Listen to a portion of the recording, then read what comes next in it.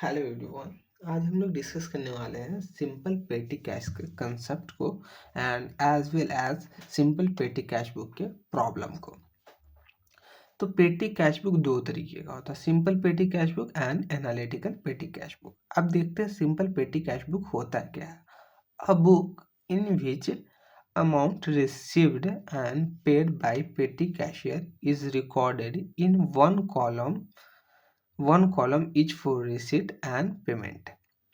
Simple petty cash book के अंदर में एक कॉलम प्रिपेयर करते हैं रिसिप्ट के लिए एंड एक कॉलम प्रिपेयर करते हैं पेमेंट के लिए बाय पेटी कैशियर। पेटी कैशियर पेटी कैश बुक को मेंटेन करता है। अगर आपसे पूछा जाए कि पेटी कैश बुक को कौन मेंटेन करता है तो पेटी कैशियर मेंटेन करता है।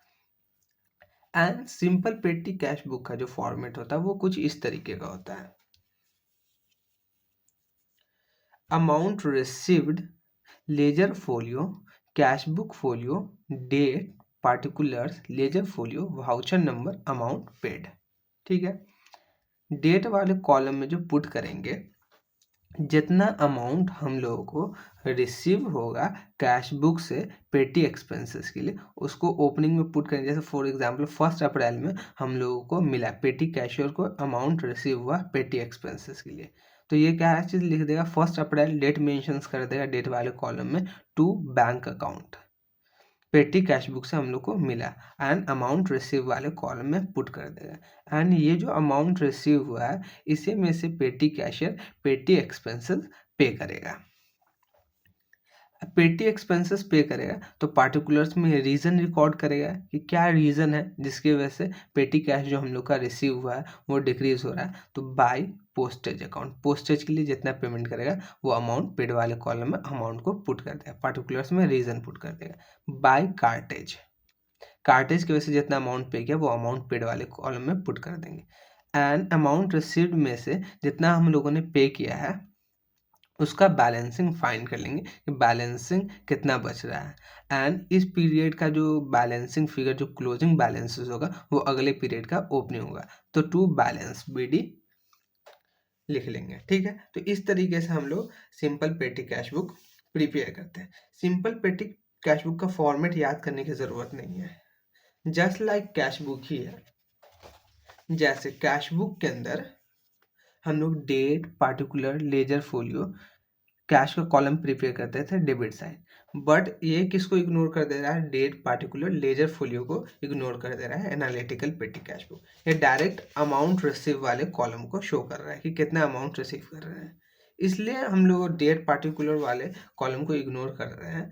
बिकॉज पेटी कैश बुक के अंदर जो होता है वो वन टाइम पैसा रिसीव होता है पेटी एक्सपेंसेस के लिए, वो भी at the beginning of period received होता है। तो उसके लिए हम लोग क्या चीज़ करें, जगह क्यों वेस्ट करें, उसके लिए हम लोग क्या चीज़ कर देते हैं अमाउंट रिसीव्ड वाले कॉलम से स्टार्ट करते हैं, डेट पार्टिकुलर्स वाले कॉलम को इग्नोर कर देते हैं एंड एक ही कॉलम प्रिपेयर करते हैं डेट एंड पार्टिकुलर का रिसीट के लिए भी एंड पेमेंट के लिए। बिकॉज अमाउंट जो रिसीव होता है वो ओपनिंग ऑफ पीरियड में रिसीव होता है, बिगनिंग ऑफ पीरियड में रिसीव होता है, इसलिए हम क्या चीज़ कर रहे हैं उसको इग्नोर कर रहे हैं। ठीक है। तो अब हम लोग क्या चीज देखने वाले हैं, सिंपल पेटी कैश बुक के प्रैक्टिकल प्रॉब्लम को डिस्कस करने वाले हैं।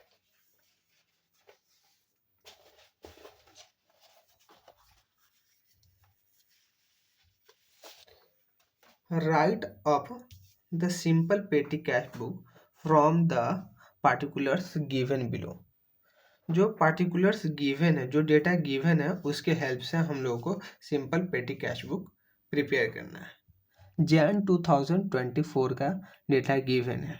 1 जनवरी को amount receive from chief cashier 7,500 rupees.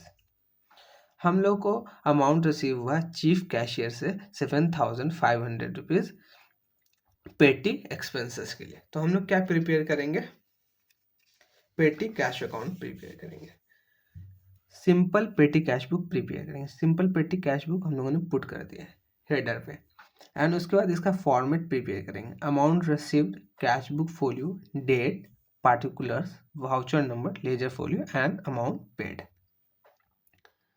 तो 1 जनवरी को क्या हुआ है, कैश रिसीव हुआ है चीफ कैशियर से 7,500 रुपीज़। तो कैश रिसीव हुआ तो हम लोग रिसीट साइड लिख दिए 7,500 रुपीज़। पार्टिकुलर्स में रीज़न पुट कर दिए। रीज़न क्या है? बिकॉज हम लोग को कैश अकाउंट से पैसा आ रहा है, तो टू कैश अकाउंट 1 जनवरी को डेट में डेट पुट कर दिए। ठीक है, अब ये 7,500 रुपीज़ में से पेटी कैशियर जो होगा वो पेटी एक्सपेंसेस इनकर्ड करेगा। 3 जनवरी को paid telephone charges 1,000 rupees. Petty cashier जो है वो 1,000 रुपीज़ का टेलीफोन चार्जेस पे किया। ठीक है, तो 3 जनवरी को डेट वाले कॉलम में पुट कर दिए एंड अमाउंट कितना पे किया 1,000 रुपीज़। 1,000 रुपीज़ हम लोगों ने पुट कर दिए। पार्टिकुलर्स में रीज़न रिकॉर्ड करेंगे, किस रीज़न की वजह से हम लोगों ने अमाउंट पेड किया है, तो टेलीफोन चार्जेस की वजह से पे किया है, तो बाय टेलीफोन चार्जेस 1,000 रुपीज़। उसके बाद 5 जनवरी को पेड इलेक्ट्रिक बिल 450 रुपीज़। 5 जनवरी को हम लोग इलेक्ट्रिक बिल पे कर रहे हैं 450 रुपीज़ का, तो अमाउंट पेड वाले कॉलम में 450 रुपीज़ पुट कर देंगे।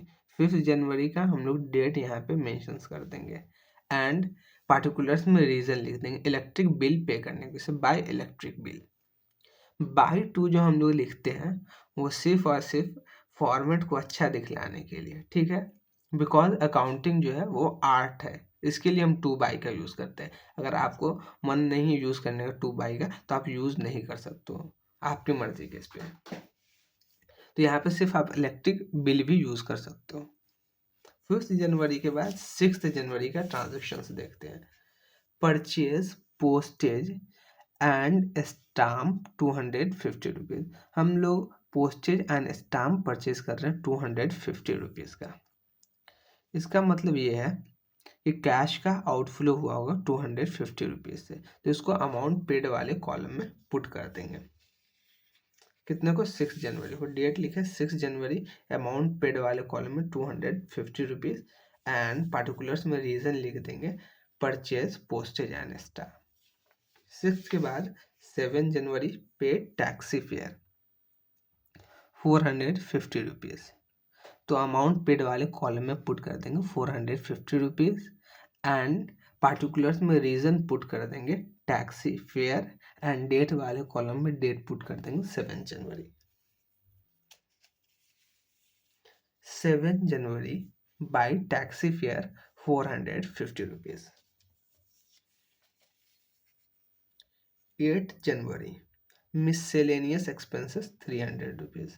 पेटी कैशियर ने मिससेलेनियस एक्सपेंसेस पे किया है 300 रुपीज़ का। 8 जनवरी पार्टिकुलर्स में मिससेलेनियस एक्सपेंसेस एंड अमाउंट पेड में 300 रुपीज़ पुट कर देंगे। उसके बाद 9 जनवरी को purchase postage and stamp 250 rupees.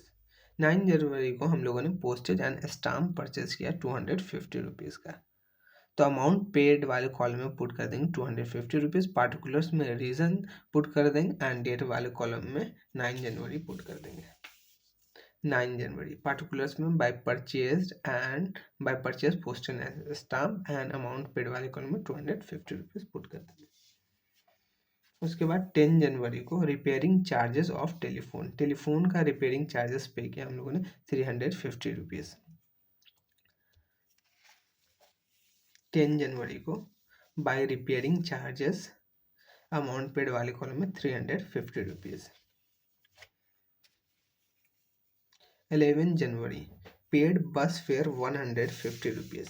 11 जनवरी को हम लोगों ने बस फेयर पे किया है 150 रुपीज़ का, तो अमाउंट पेड वाले कॉलम में पुट कर देंगे बाय बस फेयर 150 रुपीज़। एंड 12 जनवरी को हम लोगों ने कैरेज पे किया है 500 रुपीज़। डेट 12 जनवरी है एंड 12 जनवरी को by carriage 150 rupees amount paid वाले कॉलम में। तो हम लोगों को पेटी कैशियर को चीफ कैशियर से जो अमाउंट रिसीव हुआ था वो 7,500 रुपीज़ रिसीव हुआ था एंड 7,500 रुपीज़ में से हम लोगों ने 1,000 रुपीज़ पे कर दिया ₹450 पे किया, ₹250 पे किया, ₹450 पे किया, ₹300 पे किया एंड ₹250 पे किया एंड ₹350 पे किया एंड ₹150 पे किया एंड ₹500 पे किया। तो टोटल अमाउंट जो पे किया हम लोगों ने ₹3700 पे कर दिया। तो एक्चुअल में हम लोग को रिसीव कितना हुआ था? ₹7500। ₹7500 रिसीव हुआ था, जिसमें से हम लोगों ने ₹3700 पे कर दिया। तो बैलेंसेस जो बच गया वो ₹3800 बैलेंसेस बच गया पेटी कैश बुक के अंदर में जनवरी में। ठीक है, 12 जनवरी को बैलेंसेस बच गया ₹3800। बाय बैलेंस शीट लिख दिया ₹3800 एंड उसके बाद टू बैलेंस बीडी 12 जनवरी का क्लोजिंग बैलेंसेस कितना था? ₹3800। वो 13 जनवरी का ओपनिंग बैलेंसेस बनेगा। तो to balance BD ₹3800 amount received वाले कॉलम में पुट कर दिए। जैसा कि आप देख पा रहे हैं, अमाउंट रिसीव वाले कॉलम में क्या गया? सिर्फ एक बार रिसीव हुआ है चीफ कैशियर से, बस वही हम लोगों ने लिखा है। इसके लिए हम लोग डेट पार्टिकुलर्स वाले कॉलम को छोड़ देते हैं, सिर्फ अमाउंट रिसीव वाले कॉलम से स्टार्ट करते हैं। बिकॉज पेटी कैश बुक के अंदर में सिर्फ एक या दो बार चीफ कैशियर से हम लोग को अमाउंट रिसीव होता है, तो उसके लिए हम एक separate date particulars column prepare करें डेबिट साइड, तो वो सूटेबल नहीं होगा। तो उसके लिए हम लोग डेट पार्टिकुलर्स कॉलम प्रिपेयर नहीं करते हैं सिंपल पेटी कैश बुक के अंदर।